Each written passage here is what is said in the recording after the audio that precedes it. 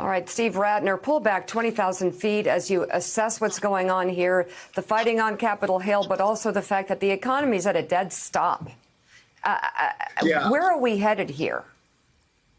The economy is at a dead stop, Mika, and where we're headed here is into a very, very deep recession, almost certainly going to be substantially deeper than the great financial crisis was 10, 12 years ago. And we're going to have massive unemployment up over 15% for sure. It probably already is in the double digits, maybe 20% or more. And it's going to go on for a long time. And this chart you're looking at here shows that essentially just based on the workers who've already filed for unemployment insurance, we have lost as many jobs, about 22 million, as we've created in the entire decade after the financial crisis ended.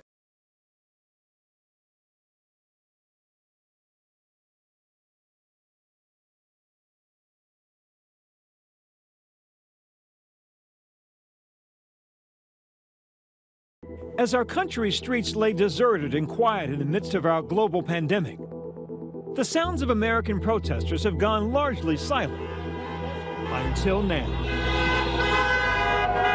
Our new normal does not mean that we will sacrifice our freedoms for our safety. This morning in Harrisburg, Pennsylvania, hundreds of protesters defied the state stay-at-home order and lined the streets in front of the state capitol. Get me liberty or get me death! To voice their frustrations around their state's lockdown. I don't think it's a good thing for our economy or our country to shut down businesses, because in the end, who's going to pay for it? For the past few days, this sentiment has moved throughout the country in small pockets. We had a really smoking economy. Many of the protests organized by conservative groups. But for some, their reasons go beyond politics. We want to go back to work. From Wisconsin to Colorado to Maryland.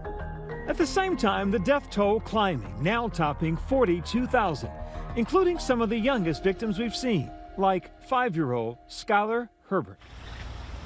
Making this a difficult and heated debate about how and when to reopen America. On the streets of Harrisburg, some protesters say they need relief now. As a small business owner, I want to stand up for my employees and our way of life to be able to earn a living. Aaron Riddle says the governor's order has forced him to lay off 30 of his employees. He's closed construction business. He's one of 5 states that deem construction non-essential, non-life sustaining, so I had to lay off my employees. We have no work. We're exercising our First Amendment by saying that we think this is unfair and Americans need to get back to work.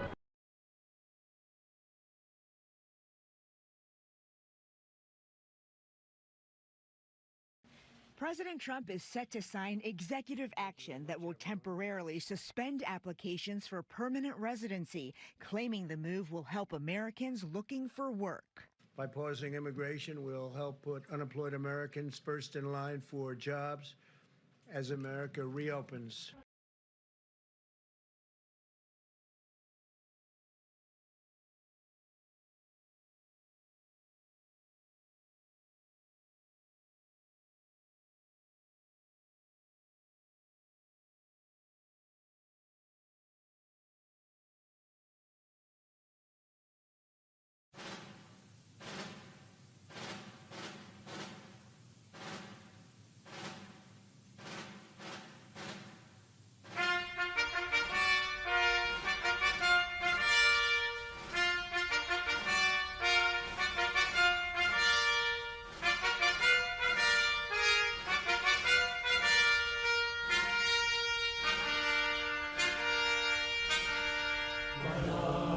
See